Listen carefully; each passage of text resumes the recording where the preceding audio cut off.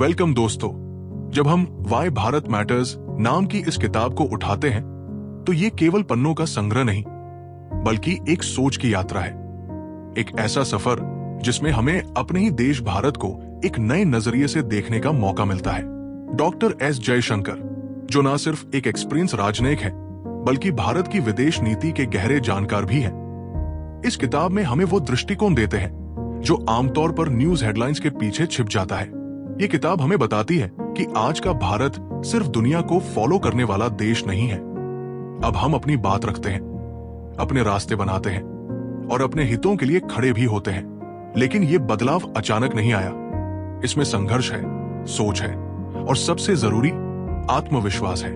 Y Bharat matters एक भावनात्मक संवाद है, हमारे देश की आत्मा से, उसकी आकांक्षाओं से और उन अनकही कहानियों से जो हमें बताती है कि हम क्यों खास हैं। किताब पढ़ते पढ़ते आपको महसूस होगा कि ये सिर्फ विदेश नीति या डिप्लोमेसी की बात नहीं कर रही, ये उस भावना की बात कर रही है जो हर भारतीय के दिल में बसती है। It's not just about strategy, it's about identity, about pride and about the realization that Bharat truly matters.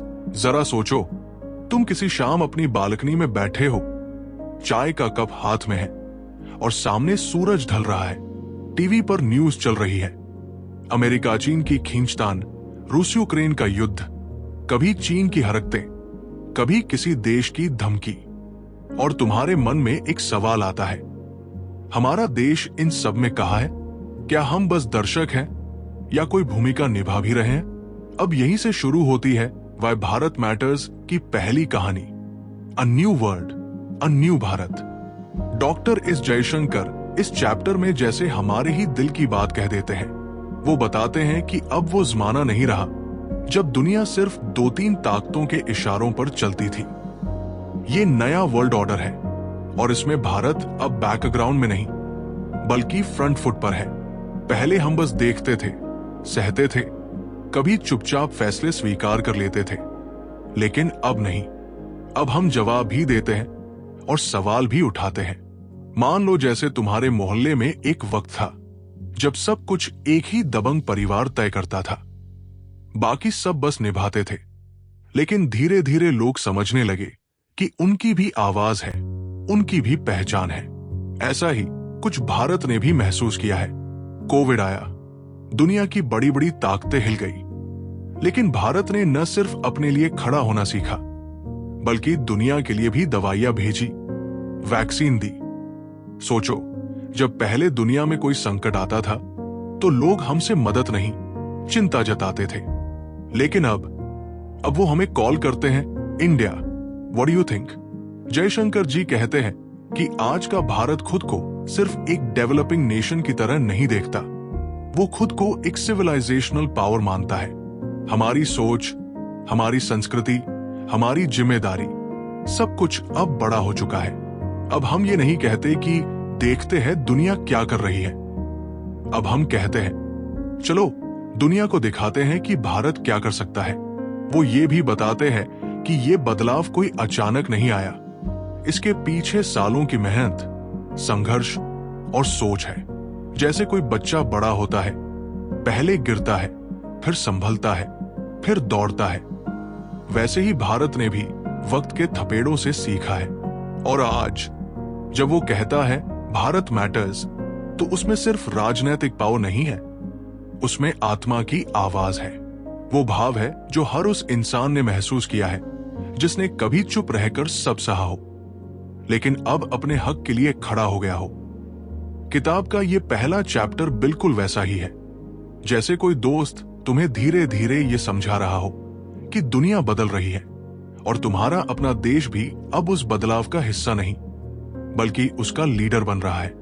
और सबसे खूबसूरत बात यह है, ये बदलाव सिर्फ सरकार की बात नहीं है, ये बदलाव तुमसे, मुझसे, हम सब से जुड़ा है।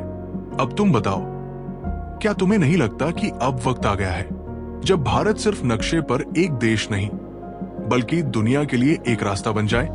मान लो तुम्हारे मोहल्ले में कोई फंक्शन हो रहा है, शादी ब्याह का माहौल है, लेकिन हर बार तुम्हारा परिवार सबसे आखिर में पहुंचता है।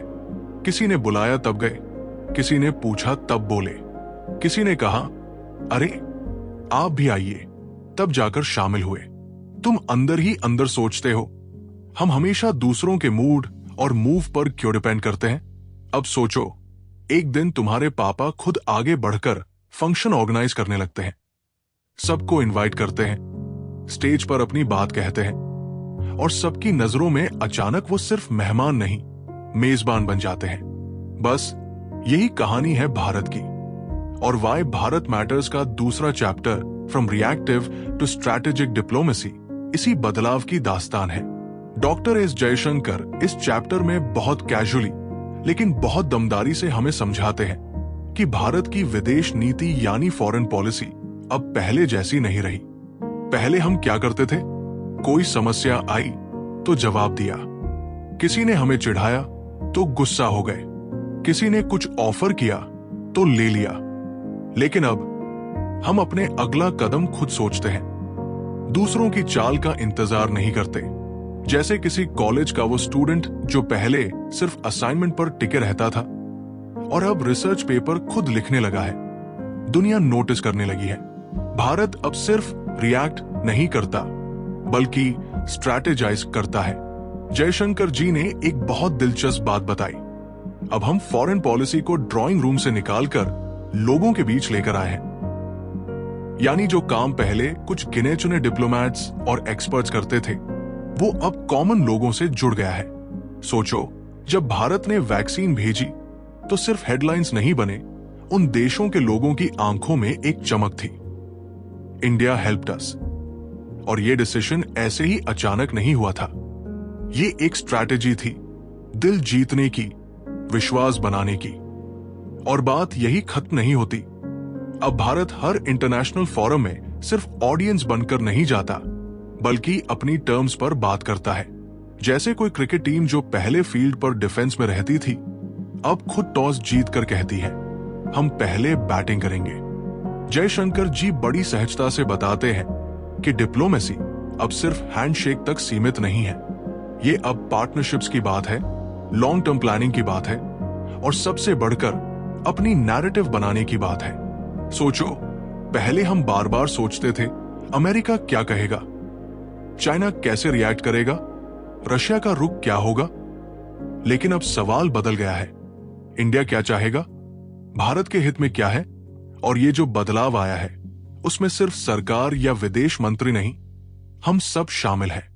हर बार जब हम अपने देश पर गर्व करते हैं, अपने प्रोडक्ट्स को चुनते हैं, या किसी इंटरनेशनल टॉपिक पर इन्फॉर्म्ड ओपिनियन रखते हैं, हम इस नए भारत की डिप्लोमेसी को मजबूत कर रहे होते हैं। इस चैप्टर को पढ़ते हुए ऐसा लगता है जैसे तुम अपने ही पुराने वर्जन को अलविदा कह रहे हो, उस वर्जन को जो हर बात पर दूसरों पर निर्भर था।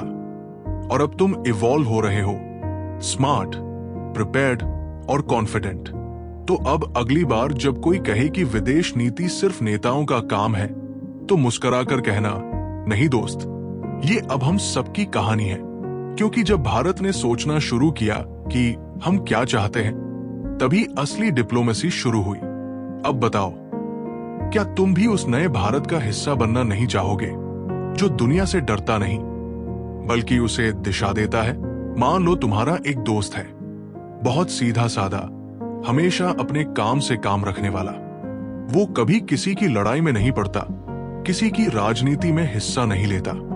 लेकिन एक दिन ऐसा आता है जब मोहल्ले में बवाल हो जाता है, कोई बीमारी फैल जाती है, किसी का घर जल जाता है, कोई अपने परिवार से बिछड़ जाता है, और तब वही सीधा सादा दोस्त सबसे पहले दौड़ पड़ता है। वो खाना पहुंचाता है, दवाइयां देता है, किसी को हिम्मत देता है, किसी को रास्ता दिखाता है। तब सबको समझ आता है, अरे इसका तो असली चेहरा अब दिखा है, ये तो हीरो निकला।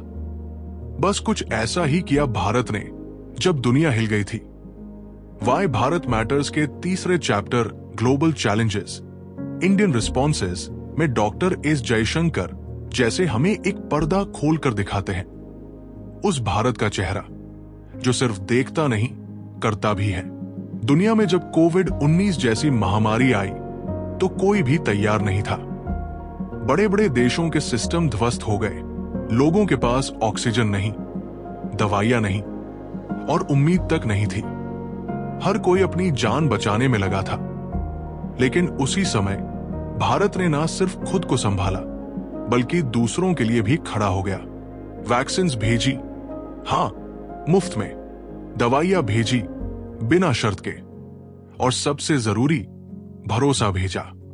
अब सोचो, जब आपके अपने भी आपको छोड़ देते हैं, तब अगर कोई दूर बैठा देश आपकी चिंता करता है, वो दिल में उतर जाता है ना? जयशंकर जी इस चैप्टर में बताते हैं कि भारत अब वो देश नहीं है जो केवल अपने फायदे की सोचता है। अब हम ग्लोबल माइंडसेट लेकर चलते हैं। चाहे क्लाइमेट चेंज हो या फूड क्राइसिस, एनर्जी प्राइसेस हो या साइबर थ्रेट्स, भारत अब इन सब पर बात करता है, फैसले लेता है और सबसे जरूरी, अपनी सोच दुनिया के सामने रखता है। सोचो, पहले हम क्या करते थे? कोई बड़ा मुद्दा आया, हम बस देख लेते थे कि बाकी देश क्या कर रहे हैं। लेकिन अब भारत कहता है, हम ये करेंगे, और हमें लगता है कि दुनिया को भी ऐसा करना चाहिए। और ये बदलाव सिर्फ सरकार के कागजों में नहीं है, ये तो हर भारतीय के अंदर आ गया है। जब एक आम इंसान डिजिटल पेमेंट करता है, सोलर एनर्जी इस्तेमाल करता है या स्वदेशी प्रोडक्ट्स को अपनाता है, वो भी उसी ग्लोबल चैलेंज का जवाब दे रहा होता है जिस पर दुनिया बहस कर रही है। इस चैप्टर में एक गहरी बात कही गई, सिर्फ चैलेंज से डरने का समय गया, अब रिस्पॉन्स से दुनिया बदलनी है। और भारत अब वही कर रहा है। चाहे चीन के साथ सीमा विवाद हो या रशिया यूक्रेन की लड़ाई में संतुलन बनाना, भारत अब संतुलित, समझदार और सशक्त तरीके से अपनी बात कहता है। डॉक्टर जयशंकर का अंदाज इस चैप्टर में ऐसा है जैसे कोई अनुभवी बड़ा भाई हो जो तुम्हें बता रहा हो, दुनिया मुश्किल में है, लेकिन घबराने का नहीं, हमें सिर्फ समझदारी से अपनी भूमिका निभानी है। और सच कहें तो ये पढ़ते हुए ऐसा लगता है कि हम सब भारत की इस ग्लोबल जर्नी का हिस्सा है। हर बार जब हम व्हाट्सएप पर कोई अफवाह नहीं फैलाते या जब हम खुद से पूछते हैं मेरी जिम्मेदारी क्या है, तब हम भी इस इंडियन रिस्पॉन्स का हिस्सा बनते हैं। तो अगली बार जब दुनिया में कोई चैलेंज आए तो बस ये सोचो, क्या भारत फिर से वो दोस्त बन सकता है जो सिर्फ अपने लिए नहीं, सबके लिए खड़ा हो जाए? क्योंकि यही तो असली बात है, यही है व्हाई भारत मैटर्स। सोचो, एक लड़का है, थोड़ा शांत, थोड़ा संकोची, स्कूल में वो हमेशा आखिरी बेंच पर बैठता है, क्लास में कुछ पूछो तो हकलाता है, और जब ग्रुप डिस्कशन होता है तो बस दूसरों की बातें सुनकर सिर हिलाता है। लेकिन एक दिन जब उसे माइक पकड़ाया जाता है तो सब चौंक जाते हैं। उसकी आवाज में आत्मविश्वास है, उसकी बातों में दम है, और उसका नजरिया इतना साफ है कि सब उसकी तरफ खींचे चले आते हैं। अब जरा इस लड़के को भारत की तरह सोचो। व्हाई भारत मैटर्स का चौथा chapter, engaging the world with confidence, उसी कहानी का अगला पड़ाव है, जहां भारत अब सिर्फ सुनने वाला नहीं, बोलने वाला भी बन चुका है, और वो भी पूरे कॉन्फिडेंस के साथ। डॉक्टर एस जयशंकर इस चैप्टर में जैसे हमारे देश की पर्सनालिटी ट्रांसफॉर्मेशन की कहानी सुनाते हैं। एक ऐसा समय था जब भारत ग्लोबल स्टेज पर होता जरूर था, लेकिन अक्सर संकोच में, जैसे कोई शादी में पीछे बैठा रिश्तेदार जिसे सब जानते तो हैं लेकिन कोई सीरियसली नहीं लेता। लेकिन अब वही भारत जब मंच पर आता है तो लोग कान खोल कर सुनते हैं। अब भारत दुनिया से बात करता है, eye to eye, no more looking down और लुकिंग अप। जयशंकर जी बताते हैं कि कैसे भारत अब फॉरेन रिलेशंस को एक ट्रांजैक्शनल चीज की तरह नहीं देखता, बल्कि एक आइडेंटिटी की तरह जीता है। पहले जहां हम दूसरों से पूछते थे आप हमें कैसे देख रहे हैं, अब हम कहते हैं हम खुद को ऐसे देखते हैं, और आप भी गौर से देखिए। अब ये मत समझना कि ये घमंड है, नहीं, ये वो आत्मविश्वास है जो अनुभव से आता है, वो क्लैरिटी जो रास्ता तय करने के बाद मिलती है। अब जरा इमेजिन करो, G20 समिट हो रहा है, सब बड़े नेता बैठे हैं। पहले भारत शायद वहां थोड़ा दबादबा दिखता, चुपचाप कोने में बैठा रहता। लेकिन अब भारत सिर्फ मेजबान नहीं है, वो एजेंडा सेट करता है, चर्चा की दिशा तय करता है और दुनिया को सॉल्यूशंस भी देता है। ये जो कॉन्फिडेंस है, ये सिर्फ कूटनीति, डिप्लोमेसी तक सीमित नहीं है। ये हमारे सोल्जर्स की चाल में दिखता है, हमारे स्टूडेंट्स की सोच में दिखता है, हमारे स्टार्टअप्स की उड़ान में दिखता है।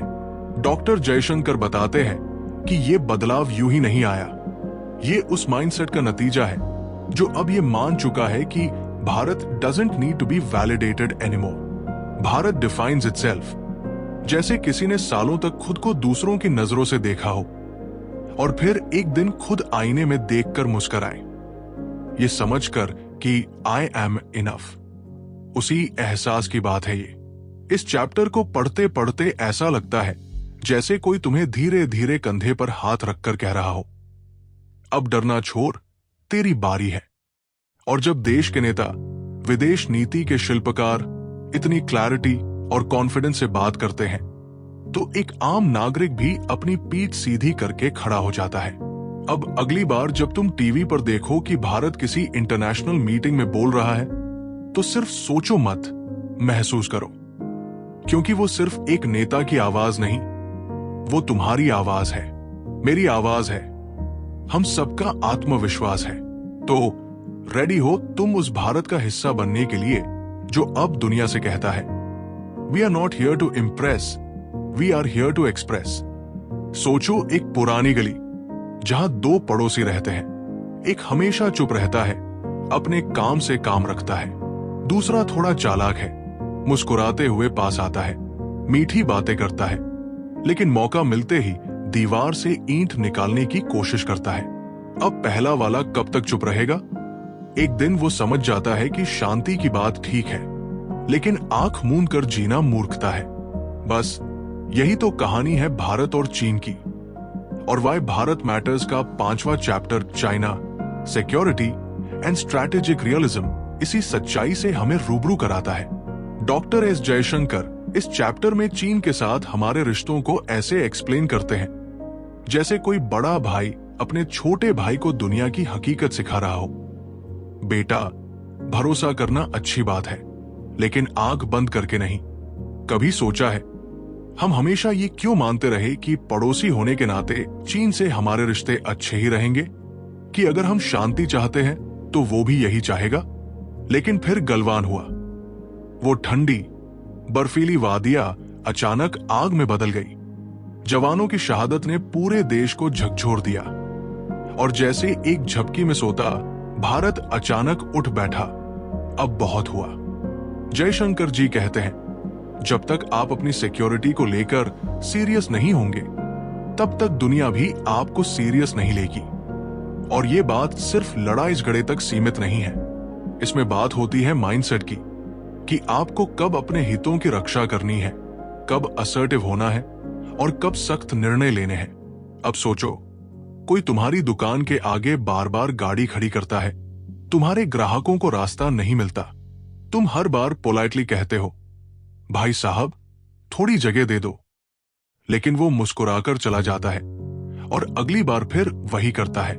एक दिन तुम बोर्ड लगा देते हो, no parking, violators will be towed dot. अब बात बदल जाती है।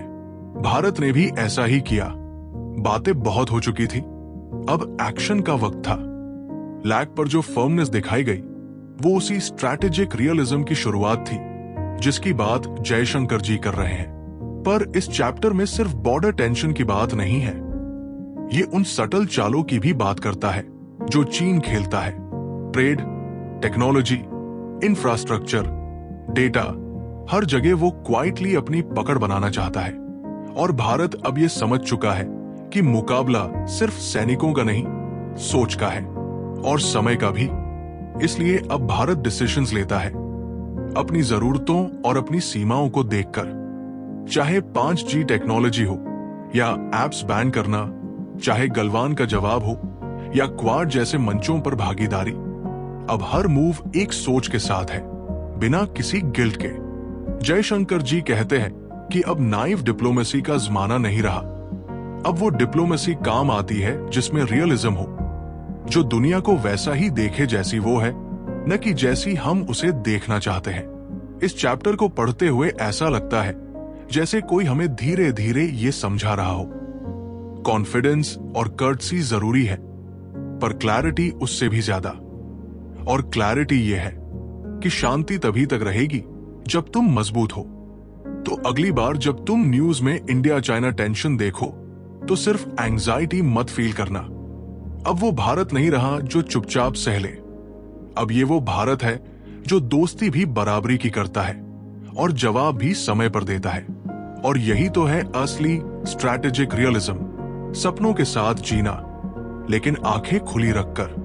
तो अब सोचो, क्या तुम भी उस भारत का हिस्सा हो जो अब सिर्फ शांति की उम्मीद नहीं करता बल्कि शांति की ताकत बन चुका है?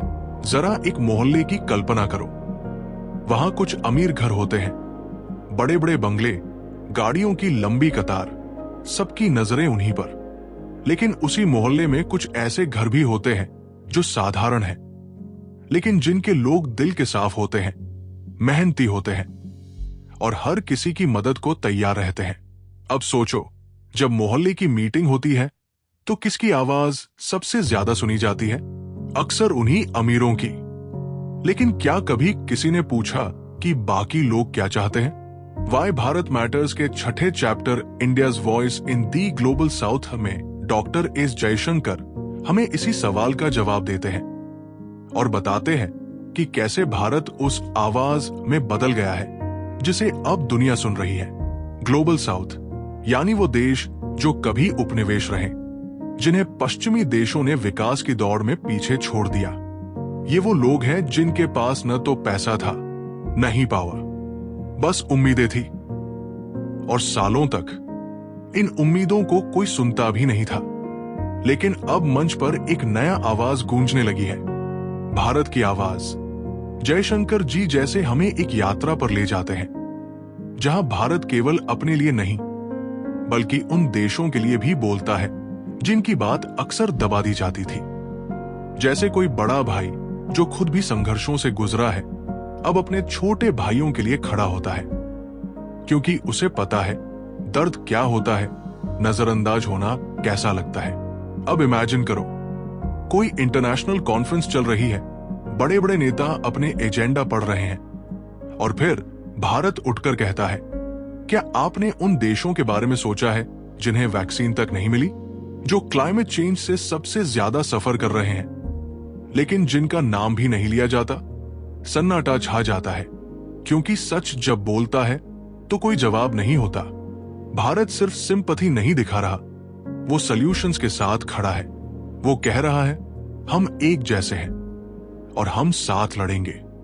जब भारत किसी गरीब देश को दवा भेजता है या टेक्नोलॉजी ट्रांसफर करता है या डेट रिलीफ की बात करता है तो वो सिर्फ डिप्लोमेसी नहीं करता, वो डिग्निटी लौटाता है। और ये बदलाव सिर्फ वर्ड्स में नहीं है, वो एटीट्यूड में है।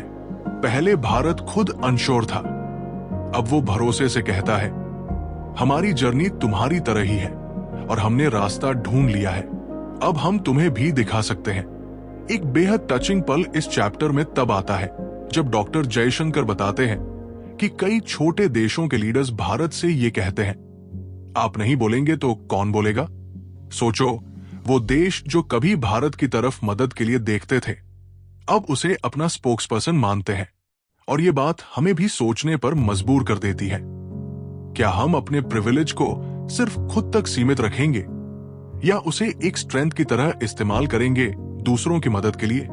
भारत अब वो नेशन नहीं जो सिर्फ अपने बारे में सोचता है, वो अब वो बड़ा भाई है जो खुद की प्रोग्रेस को बाकी के लिए इंस्पिरेशन बना रहा है। जिस तरह एक मिडिल क्लास लड़का जिसने खुद के दम पर सब कुछ हासिल किया हो अब उन बच्चों को पढ़ाने लगता है जिनके पास कोई गाइड नहीं, ठीक वैसे ही भारत भी अब एक मेंटो नेशन बन चुका है। और जब भारत बोलता है तो अब सिर्फ एक देश नहीं बोलता, अब वो तमाम छोटे छोटे सपने बोलते हैं जो अब तक दबे रह गए थे। तो अगली बार जब तुम किसी अफ्रीकन, लैटिन अमेरिकन या आइलैंड नेशन की खबर सुनो और उसके साथ भारत का नाम जुड़ा हो तो गर्व करना, क्योंकि भारत अब सिर्फ अपने लिए नहीं दुनिया के उस हिस्से के लिए भी जी रहा है जिसे कभी कोई सुनता ही नहीं था। यही तो है असली बदलाव, यही है why Bharat. Because when Bharat speaks now the global south listens and so does the world dot. एक बार सोचो, तुम एक छोटे शहर से निकले इंसान हो। शुरू में लोग तुम्हें लाइटली लेते हैं, बोलते हैं, अरे ये तो बस एक और लड़का है, कहां दुनिया बदलेगा। लेकिन वक्त के साथ तुम मेहनत करते हो, लड़ते हो, सीखते हो, गिरते हो, उठते हो, और फिर एक दिन वही लोग जो तुम्हें नजरअंदाज करते थे अब तुम्हारे पास सलाह लेने आते हैं। वो कहते हैं, भाई तू कुछ अलग कर गया, और तब तुम मुस्कुराकर कहते हो, अब पता चला क्यों मैं मैटर करता हूं। बस वाई भारत मैटर्स का 7वां और आखिरी chapter why Bharat truly matters अभी कुछ ऐसा ही एहसास देता है। डॉक्टर एस जयशंकर इस हिस्से में भारत की उस जर्नी का आईना दिखाते हैं, जहां एक डेवलपिंग नेशन से लेकर एक डिसाइडिंग नेशन बनने की कहानी छुपी है। और ये सिर्फ आंकड़ों की बात नहीं है, ये उस बदले हुए माइंडसेट की बात है जो कहता है, हम अब सिर्फ फॉलोअर्स नहीं हैं, हम रास्ता बनाने वाले हैं। ये चैप्टर पढ़ते हुए ऐसा लगता है जैसे कोई तुम्हारे कंधे पर हाथ रखकर कह रहा हो, चल अब तू ही बता, तू क्या सोचता है दुनिया के बारे में। और अचानक तुम्हें लगता है, अरे अब हमारी भी आवाज मायने रखती है। भारत की कहानी अब सिर्फ स्ट्रगल की नहीं है, अब ये स्ट्रैटेजी, स्ट्रेंथ और सेल्फ बिलीफ की कहानी है। जैसे एक फिल्म का नायक जो शुरुआत में किसी गुमनाम गांव से होता है, पर अंत तक एक पूरी क्रांति का चेहरा बन जाता है। इस चैप्टर में जयशंकर जी बताते हैं कि क्यों भारत अब एक ब्रिज बिल्डर है, ईस्ट और वेस्ट के बीच, रिच और पुअर नेशंस के बीच, ट्रेडिशन और मॉडर्निटी के बीच। हम वही भारत है जो एंशिएंट विजडम रखता है पर स्पेस मिशंस भी करता है। हम वही भारत है जो गायत्री मंत्र से दिन की शुरुआत करता है पर एआई और क्वांटम टेक में भी आगे बढ़ रहा है। एक बेहद दिलचस्प बात इस चैप्टर में यह भी महसूस होती है कि अब भारत को किसी वैलिडेशन की जरूरत नहीं। अब भारत खुद डिफाइन करता है कि वो क्या है। अब हमें किसी से पूछने की जरूरत नहीं कि हम ग्रेट हैं या नहीं। अब हम अपने एक्शन से दुनिया को दिखा रहे हैं, और यही तो असली ब्यूटी है इस बदलाव की। पहले हम दुनिया के एजेंडा का हिस्सा बनते थे, अब हम एजेंडा सेट करते हैं। पहले हम दूसरों की प्रोग्रेस देखते थे, अब हम उनकी इंस्पिरेशन बनते हैं। और सबसे बड़ी बात, अब जब कोई बच्चा गांव के स्कूल में पढ़ाई करता है, वो ये सोचता है, मैं भी कुछ बड़ा कर सकता हूं, क्योंकि मेरा देश भी अब बड़ा सोचता है। इस आखिरी चैप्टर का टोन बहुत खास है, जैसे किसी दोस्त ने सारी बातें दिल से कह दी हो और अब तुम्हारे अंदर एक स्पार्क जगा दी हो। तुम्हें लगता है, हाँ यार, ये सिर्फ देश की कहानी नहीं, ये मेरी भी कहानी है। भारत इसलिए मैटर करता है क्योंकि अब वो सिर्फ अपने लिए नहीं बल्कि दुनिया के भविष्य के लिए सोच रहा है। भारत इसलिए मैटर करता है क्योंकि जब दुनिया में डिवीजन बढ़ रहा है तब भारत कनेक्शन बनाता है। भारत इसलिए मैटर करता है क्योंकि अब उसकी चुप्पी नहीं, उसकी बात गूंजती है। और सबसे जरूरी बात, भारत इसलिए मैटर करता है क्योंकि अब भारत को खुद पर भरोसा है। तो जब अगली बार तुम किसी इंटरनेशनल हेडलाइन में इंडियाज रोल पढ़ो तो सीना चौड़ा करके मुस्कुराना, क्योंकि वो भारत की बात नहीं, हम सबकी बात है। शुक्रिया दोस्तों, दिल से धन्यवाद कि आपने इस पूरी कहानी को ध्यान से सुना, महसूस किया और भारत की इस अनकही यात्रा में मेरे साथ चले। ये सिर्फ एक किताब की समरी नहीं थी, ये हमारी पहचान, हमारी सोच और हमारे सपनों की आवाज थी। अगर आपने महसूस किया कि वाई भारत मैटर्स, तो समझिए आप भी उस बदलाव का हिस्सा है जो धीरे धीरे दुनिया में गूंज बन रहा है। आपके साथ ये सफर साझा करना मेरे लिए बहुत खास था। फिर मिलेंगे एक नई किताब, एक नई सोच और कुछ नई बातों के साथ। तब तक भारत की बात जरा गौर से सुनिएगा, क्योंकि अब वाकई में भारत मैटर्स। धन्यवाद। जय हिंद।